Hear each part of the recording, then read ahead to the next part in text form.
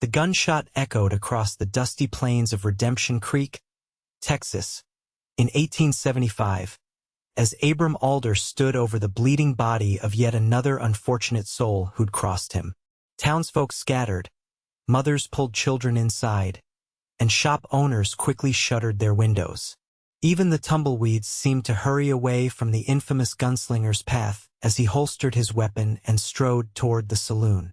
"Cold as winter steel," whispered the blacksmith to no one in particular. "That man's got no heart beating in that chest, just an empty cavern where feeling ought to be."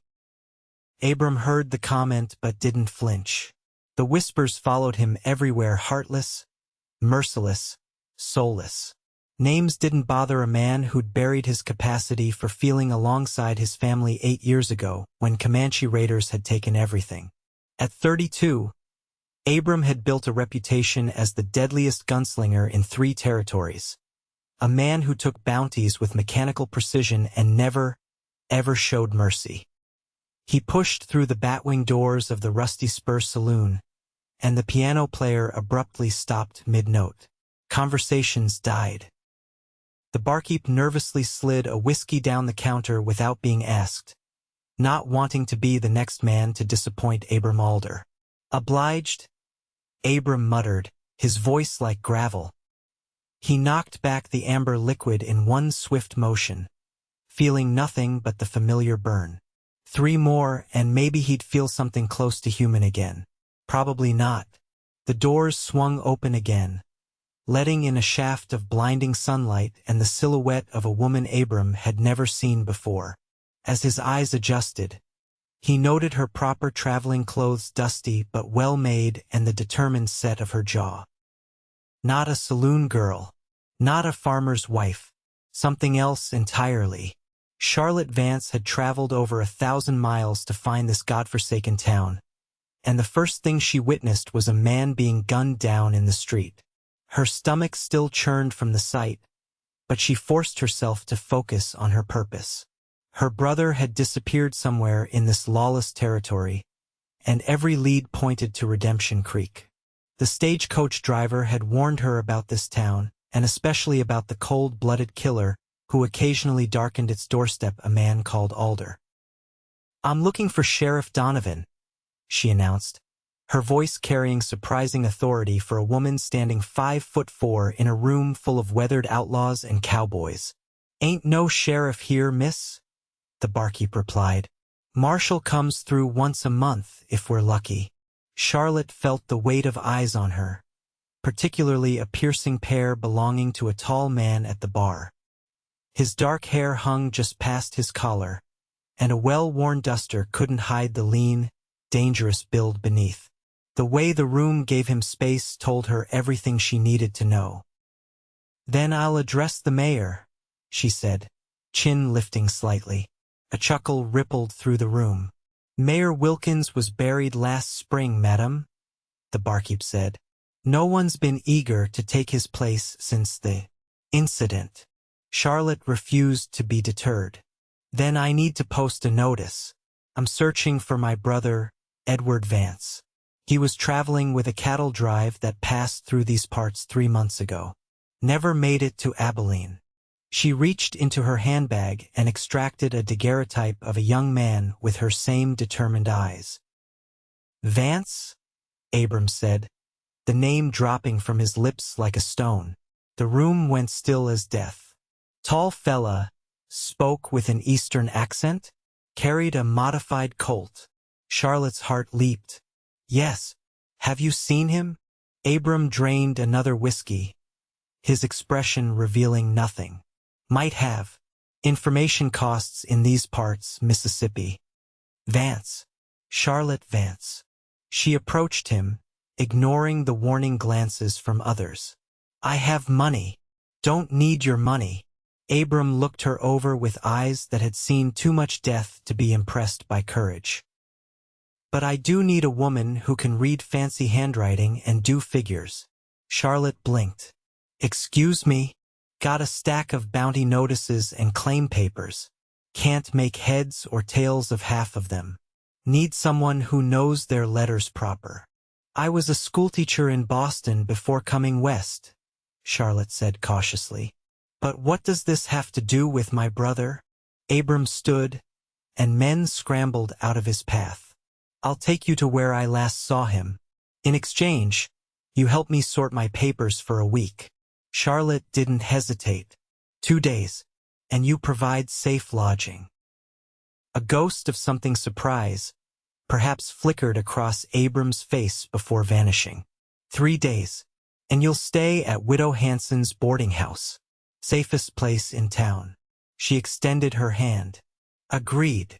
Abram looked at her outstretched hand for a long moment. No one in years had willingly offered to touch him. He grasped her fingers briefly, noting how small and soft they felt compared to his calloused palm. We leave at dawn, he said, releasing her hand and heading for the door. And Miss Vance? In this town, stick close. There are men here who'd do worse than shoot you. Charlotte watched him go, wondering if she just made a deal with the devil himself. The Widow Hanson proved to be a stern-faced woman of about 60 who clearly feared Abram but took his money without question. She showed Charlotte to a small but clean room, muttering warnings about getting mixed up with that heartless brute, and no good will come of it. After a restless night, Charlotte was ready before sunrise, her carpetbag packed with essentials. Abram was waiting outside with 2 horses, his own midnight black stallion and a docile mare for her. Can you ride? He asked, eyeing her proper Eastern attire with skepticism. I grew up in Vermont before moving to Boston, she replied, mounting the mare with practiced ease. We had horses. If Abram was impressed, he didn't show it. They rode in silence as dawn broke over the plains, turning the landscape into a watercolor of pinks and golds. Charlotte studied her taciturn guide, noting the gun worn low on his hip and the knife handle visible at his boot. His reputation had preceded him, yet here she was, following him into the wilderness on nothing but his word. Why are you helping me? She finally asked when the sun was high overhead. Abram didn't look back. Who says I'm helping you? You could have taken my money and told me whatever you wanted about Edward. Instead, you're guiding me personally and arranged safe lodging. He remained silent so long Charlotte thought he wouldn't answer. Your brother saved my life, he finally said. I repay my debts. This revelation stunned Charlotte. Edward, her bookish younger brother, saving the life of a notorious gunslinger? How? She pressed. Snakebite. I was tracking a bounty near the Red River.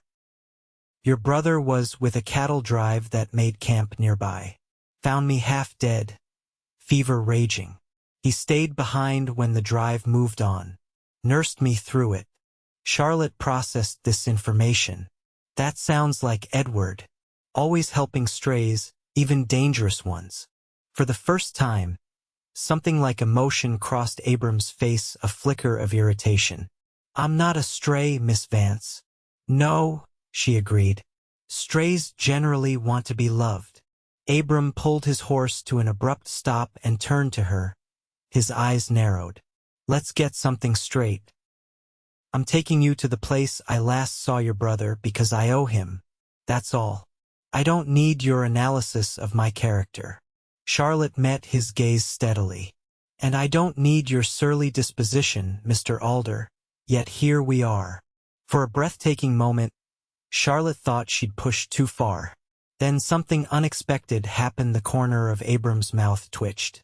Not quite a smile, but the closest thing to one she suspected he'd managed in years. Edward said you had fire, he muttered, turning his horse back to the trail. They rode for another 2 hours before reaching a small creek lined with cottonwoods.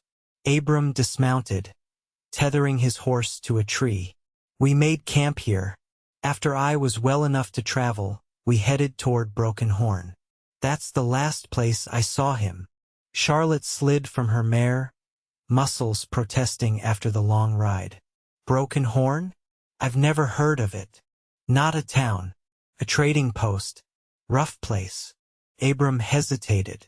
Your brother was asking questions about some cattle rustlers. Said he suspected someone on the drive was working with them. Alarm shot through Charlotte. And you left him there? Alone? Abram's jaw tightened. He wasn't asking for my protection, and I had a bounty to collect. We parted ways. When I came back through a week later, he was gone. And you didn't look for him? Her voice rose with indignation.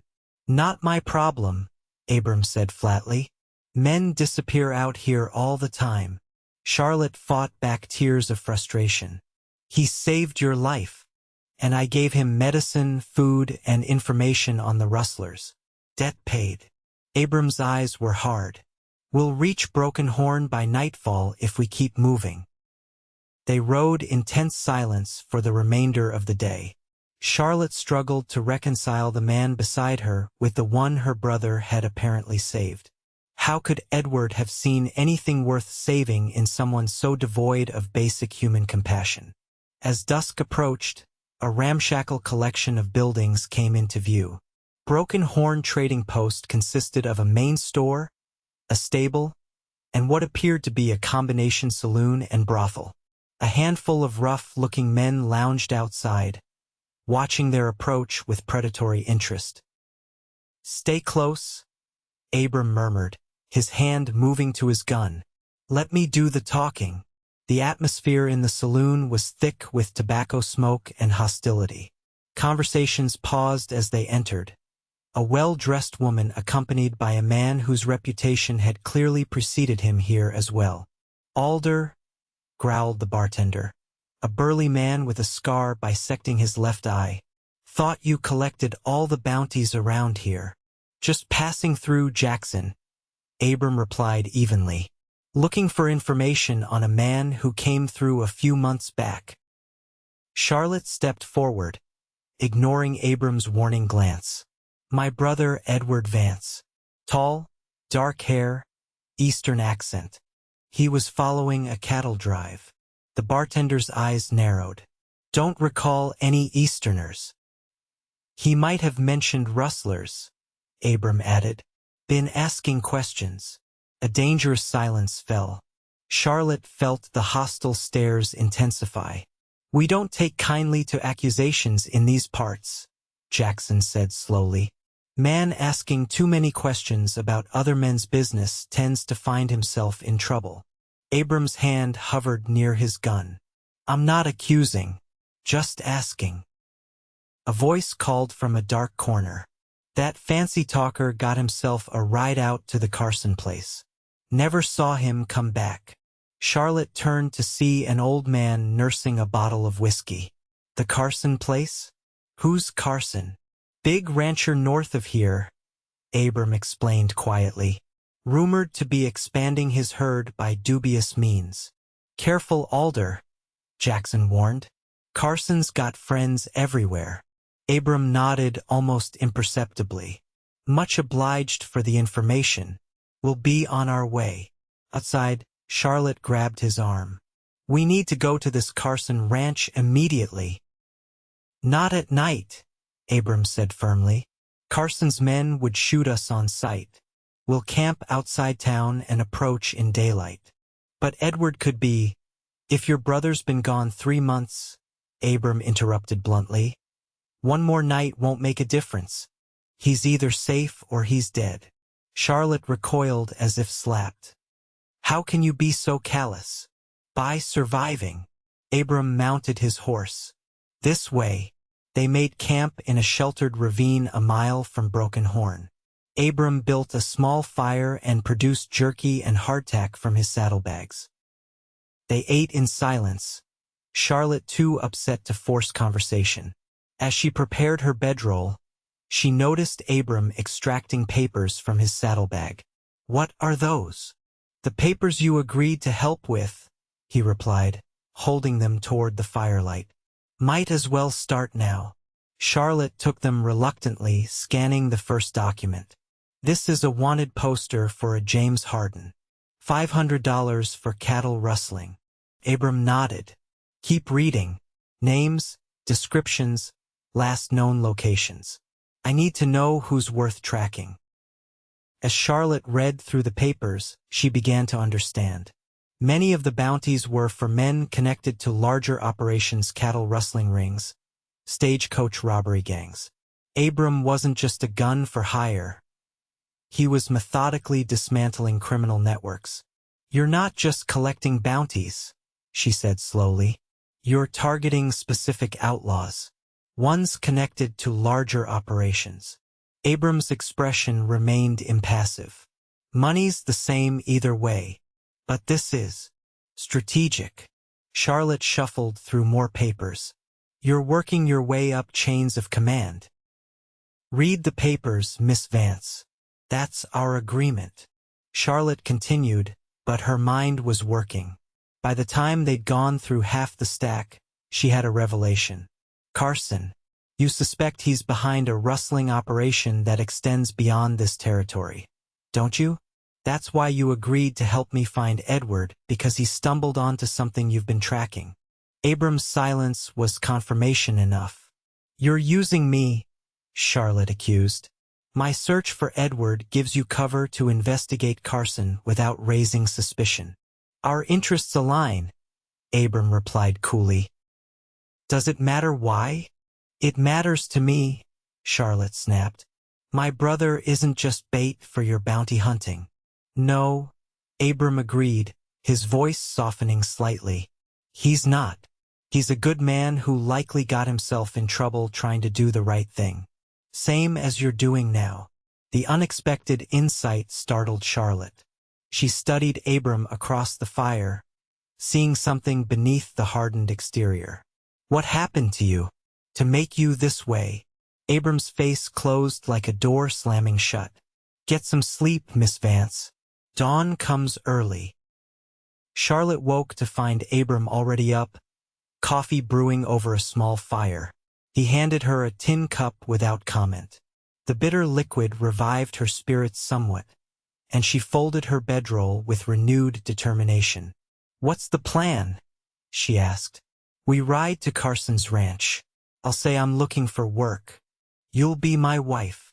Charlotte nearly choked on her coffee. Your wife. A single woman would raise questions. A gun hand looking for steady work, bringing his wife along won't. Abram didn't meet her eyes. Unless you'd prefer to stay behind. No, Charlotte said quickly. I'm coming. But I don't have a wedding ring. Abram reached into his pocket and produced a simple gold band. This will do. Charlotte took it hesitantly. You carry a wedding ring with you? Something dark passed across his face. It was my wife's. The admission hung in the air between them. Charlotte slipped the ring onto her finger, feeling its weight both physical and symbolic. I'm sorry. I didn't know you were widowed. 8 years ago, Comanche raid while I was away. His voice was flat, emotionless. Her and our son. Charlotte's heart constricted. That's why you became a bounty hunter. That's why I stopped caring whether I lived or died. He corrected her. The bounty hunting just gave me purpose until the dying part happens. They rode toward the Carson ranch in silence, Charlotte's mind racing with this new information. The Heartless gunslinger suddenly had context, a man who'd lost everything and surrendered his humanity along with it. Carson's ranch was impressive, a sprawling main house, several outbuildings, and extensive corrals filled with cattle. As they approached, armed men materialized from various positions. State your business, called one, rifle aimed squarely at Abram's chest. Name's Alder, looking for work. Heard Carson might be hiring gun hands. The men exchanged glances. Alder? The bounty hunter. Former bounty hunter. Abram replied smoothly. Looking to settle. This is my wife, Charlotte. Carson's men studied them suspiciously before one nodded. Wait here. I'll fetch the foreman. Left alone momentarily, Charlotte whispered. They know who you are. Counting on it? Abram murmured. Carson will either want to hire me or kill me. Either way, we get inside. That's not reassuring. Wasn't meant to be. The foreman appeared, a weathered man with calculating eyes. Alder, your reputation precedes you. Why would a man of your talents want ranch work? Getting older. Bounty hunting's a young man's game. Need something steadier. Abram nodded toward Charlotte. For her sake. The foreman's gaze lingered on Charlotte longer than was comfortable. Carson will want to meet you. Follow me. They were led to the main house, an imposing structure with actual glass windows, a luxury on the frontier. Inside, the furnishings spoke of wealth and Eastern influence. Charlotte scanned every room they passed, looking for any sign of Edward. Jeremiah Carson was not what Charlotte expected. Instead of a rough-hewn frontier rancher, he was a polished man in his 50s with silver hair and a tailored suit. He rose from behind a massive desk as they entered his study. The infamous Abram Alder, he said, his voice cultured and smooth. I've heard fascinating stories. Most are exaggerated, Abram replied. I doubt that. Carson smiled without warmth. And who is this lovely creature? My wife, Charlotte. Carson's eyebrows rose. I wasn't aware you had remarried after your tragedy. The casual reference to Abram's family made Charlotte's blood run cold. This man knew details about Abram's past, details that weren't common knowledge. Recent development, Abram said, his expression betraying nothing. How fortuitous. Carson gestured to chairs. Please sit. Drink. No, thank you, Charlotte said quickly. Just answers, Abram added. About the job. Carson poured himself a whiskey. I'm always in need of men with your particular skills, Alder. The frontier is a dangerous place. Rustlers, Indians, desperate men of all sorts threatening what I've built. I've heard you've had trouble, Abram commented. A few months back, cattle gone missing. Carson's smile tightened. News travels, I see. Yes, we had some difficulties with rustlers, and with nosy individuals asking questions about my operation. Charlotte's heart raced. What happened to these nosy individuals? Carson's eyes flicked to her. They were discouraged from further inquiry. Permanently in some cases. Abram's hand moved imperceptibly closer to his gun. I've always found that excessive. Dead men tell tales through their very absence. Philosophy from a gunslinger, Carson mused. How unexpected. Not philosophy. Experience.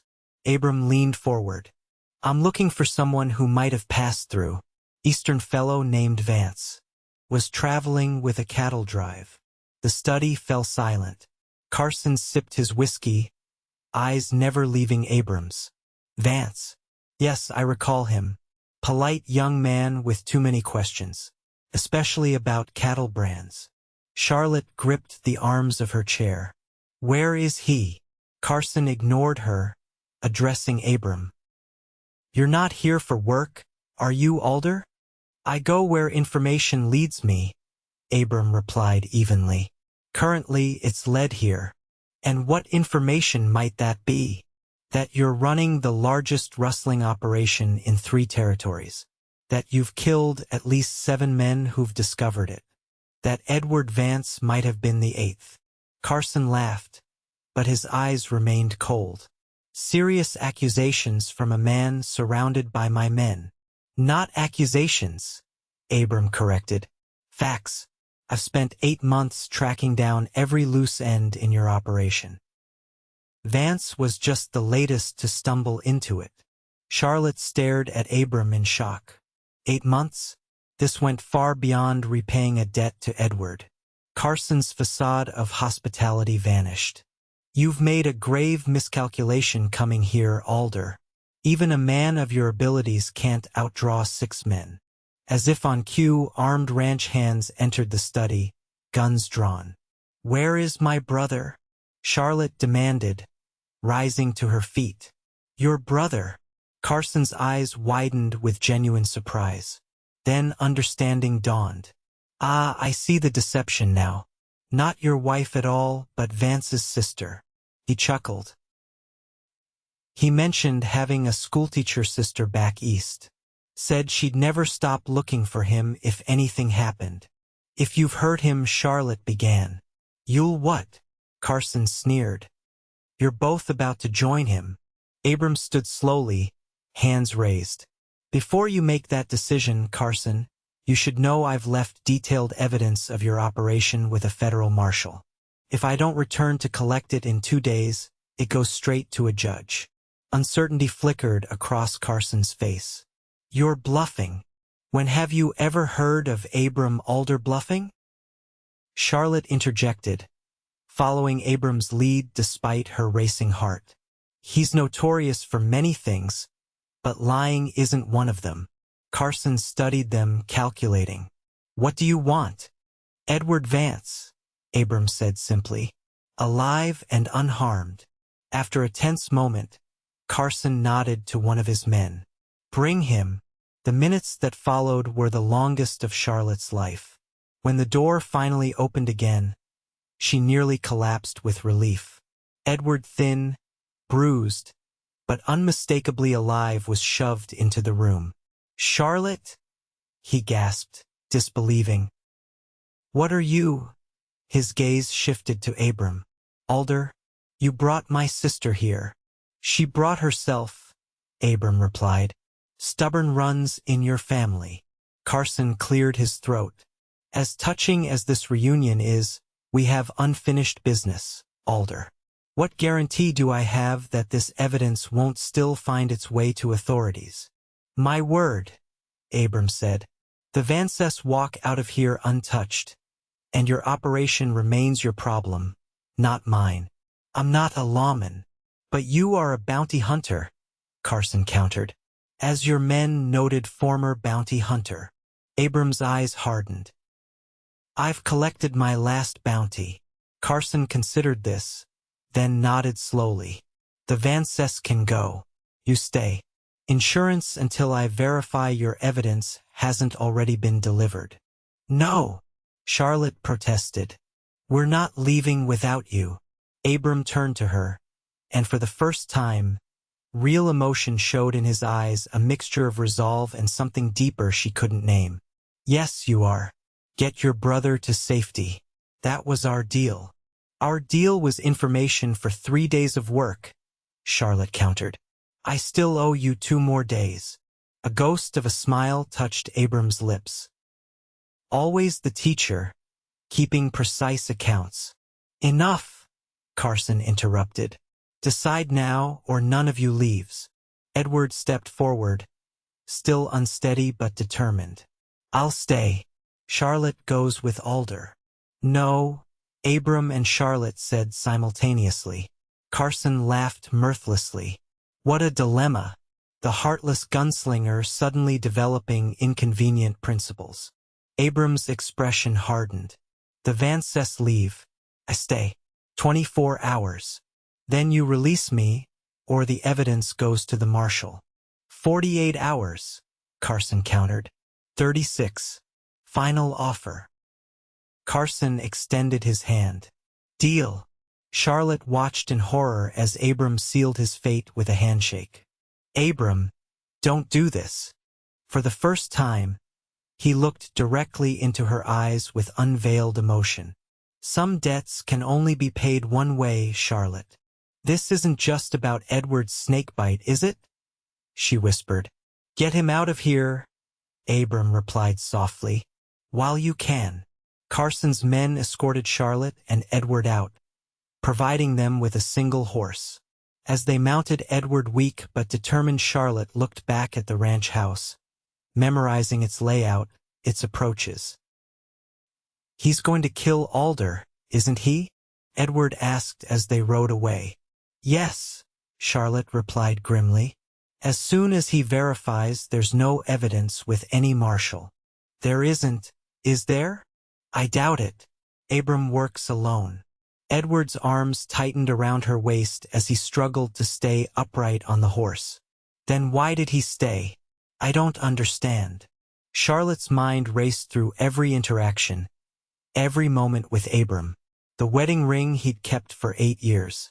The papers tracking Carson's operation for months far longer than necessary to repay a debt to Edward. The look in his eyes when he'd insisted they leave without him. "He gave us a chance," she said slowly. "The only way he knew how." Edward rested his forehead against her shoulder, exhausted. "What do we do now?" Charlotte turned their horse not toward Broken Horn or Redemption Creek, but toward a rise overlooking Carson's ranch. "We wait, and then we go back for him. Just the two of us? Against Carson's entire ranch? That's suicide." "Not if we're smart," Charlotte replied, her teacher's mind already formulating plans. "And not if we get help." They made camp in a hidden ravine, Charlotte tending to Edward's injuries, mostly bruises and malnutrition from weeks in Carson's cellar. As night fell, Edward told his story how he'd noticed altered brands on cattle, started asking questions, and eventually been captured by Carson's men when he'd gone to the ranch seeking work to investigate further. "Alder was looking into the same rustling ring," Edward explained. "When he saved me from that snake bite, I told him what I suspected. He seemed uninterested at the time." "He wasn't," Charlotte said, stoking their small fire. "He's been systematically dismantling Carson's operation for months, taking out his associates one by one." Edward shook his head in disbelief. "But why? He's a hired gun, not a lawman." Charlotte stared into the flames. "Carson knew about Abram's family. The Comanche raid. What about it?" "I think." Charlotte pieced together the fragments of information. "I think Carson might have been involved somehow. Hired the raid, perhaps, to clear settlers from land he wanted for grazing." Edward's eyes widened. That would explain Abram's fixation. "This isn't about bounties, it's about revenge." "Justice," Charlotte corrected. "And now he's sacrificing himself to finish it." As dawn broke, Charlotte explained her plan to Edward. It was dangerous, perhaps foolhardy, but it was the only chance Abram had. Edward tried to dissuade her, but eventually conceded to her logic and determination. "You always were the smartest, Vance," he said with reluctant pride, "but also the most stubborn." "I learned stubbornness from you," she replied, squeezing his hand. "Can you ride to Broken Horn alone?" "I'll make it," Edward promised. "But Charlotte, be careful. Carson's men won't hesitate to kill a woman. I'm counting on certain frontier sensibilities to work in my favor," she said grimly. "Now go. Every minute counts." Charlotte approached Carson's ranch openly, riding directly to the main house in broad daylight. Ranch hands stopped her, but she lifted her chin with schoolteacher authority. "I need to speak with Mr. Carson immediately. It concerns Abram Alder." Her boldness earned her an audience. Carson received her in the same study, looking mildly amused by her return. "Miss Vance, I didn't expect to see you again. Your brother made his escape, I presume." "He did," Charlotte confirmed. "I've come about our arrangement with Abram." Carson's eyebrows rose. "Our arrangement? I wasn't aware you were party to the negotiation." "There's been a complication," Charlotte stated, maintaining eye contact despite her racing heart. "The evidence Abram mentioned? I have it." Interest sharpened Carson's gaze. "Do you now?" "Yes. Abram entrusted it to me before we came here. Insurance, he called it." "And why would you tell me this?" Charlotte took a calculated risk. "Because I want to make a trade. The evidence for Abram's immediate release." Carson laughed. "You must think me quite the fool, Miss Vance. Why would a bounty hunter entrust critical evidence to a schoolteacher he'd just met?" "Because he needed someone Carson's men wouldn't suspect," came a voice from the doorway. Edward stood there, accompanied by several armed men who definitely weren't Carson's ranch hands. Charlotte's relief at seeing her brother was eclipsed by confusion. The plan had been for Edward to bring help from Broken Horn, but these weren't saloon roughs. "Mr. Carson," said a tall, distinguished man stepping past Edward. "I'm Federal Marshal James Harrington. I have a warrant for your arrest on charges of cattle rustling, conspiracy, and murder." Carson's face drained of color. "This is absurd. You have no evidence, on the contrary." The marshal interrupted. "We have sworn statements from 7 of your former associates, documented evidence of altered brands, and testimony from Edward Vance regarding your operation." Charlotte's mind raced to keep up. "Marshal, where is Abram Alder?" Harrington's expression grew grim. "That's what we'd like to know, miss. According to our information, he infiltrated this operation months ago, feeding us intelligence. He was supposed to signal when he had confirmation of Carson's direct involvement." The realization hit Charlotte like a physical blow. Abram hadn't been working alone, he'd been working with federal authorities all along. His reputation as a heartless bounty hunter had been the perfect cover. "He's here," she said urgently. "Carson's holding him somewhere on the property." Carson lunged for a desk drawer, but Marshal Harrington was faster, his gun trained on the rancher's chest. "I wouldn't, sir." "Now, where is Agent Alder?" "Agent?" Carson spat. "That killer is no lawman. Special Deputy Alder has been working with my office for 2 years, Harrington corrected. "Ever since he brought us evidence linking certain cattle operations to Indian raids on homesteaders, including the raid that killed his family," Charlotte realized. Abram hadn't lost himself to vengeance. After all, he'd channeled his pain into a secret crusade for justice. "The cellar," Edward said quickly. "That's where they kept me. Check there." Marshal Harrington nodded to his men, who moved efficiently to secure Carson and search the property. Charlotte followed them despite their protests, heart pounding with each passing minute. They found Abram in the cellar, badly beaten but alive. His eyes found Charlotte's as they helped him up the stairs. "You were supposed to be long gone," he rasped. "And you were supposed to be a heartless bounty hunter," she countered, supporting his weight. "Not a federal deputy." A ghost of a smile touched his bloody lips. "Had to maintain the cover. For 2 years?" she asked incredulously. "For as long as it took to bring down Carson and his entire operation." Abram winced as they reached the main floor. "The men who killed my family deserve justice. Real justice, not just my gun." Marshal Harrington approached them. "Alder, good to see you in one piece. Carson's in custody, along with his foreman and top hands. The evidence you gathered over these months will put them away for decades." Abram nodded weakly. "Mission accomplished, then?" "Indeed. And may I say, your cover was impeccable. Even I sometimes wondered if you'd truly become the man you were pretending to be." "Sometimes I wondered too," Abram admitted, his eyes finding Charlotte's. 3 weeks later, Charlotte sat on the porch of Widow Hanson's boarding house in Redemption Creek, watching the sunset.